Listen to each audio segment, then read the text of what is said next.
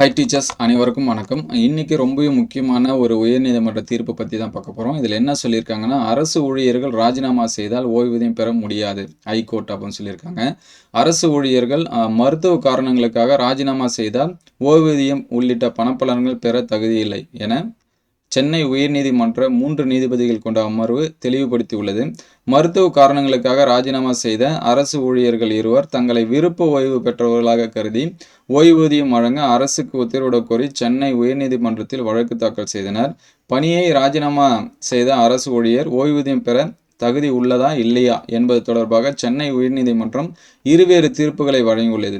இந்த வழக்குகளை விசாரித்த நீதிபதிகள் எஸ்.எம். சுப்பிரமணியம், டி. பாரத சக்கரவர்த்தி, சி. குமரப்பன் அடங்கிய 3 நீதிபதிகள் அமர்வு பிறப்பித்த உத்தரவில் என்ன சொல்லியிருக்காங்கன்னா, பணி விதிகளில் ஓய்வு, விருப்ப ஓய்வு, கட்டாய ஓய்வு, ராஜினாமா ஆகிய சொற்றொடர்கள் வெவ்வேறு பொருளை உணர்த்துகின்றன. தமிழக ஓய்வூதிய விதிகள் உடல் அல்லது மன அளவில் பலவீனம் போன்ற மருத்துவ காரணங்கள் அடிப்படையில் ராஜினாமா செய்வோருக்கு மட்டுமே ஓய்வூதியம் வழங்க வகை செய்கிறது. மற்ற மருத்துவ காரணங்களை கூறி ராஜினாமா செய்தவர் முந்தைய பணிக்காலத்தை இழந்து விடுவதால் அவர்களுக்கு பார்த்தீங்கன்னா எந்த ஒரு ஓய்வூதிய பலன்களும் கோர முடியாது அப்படின்னு சொல்லிட்டு இந்த தீர்ப்பில் சொல்லியிருக்காங்க. ஸோ இது எந்த அளவுக்கு முக்கியத்துவம் வாய்ந்தது அப்படிங்கிறத கமெண்ட் பண்ணுங்கள். அடுத்தடுத்த வீடியோவில் முக்கியமான அப்டேட்ஸ் எல்லாமே அப்டேட் பண்ணும். தேங்க்யூ.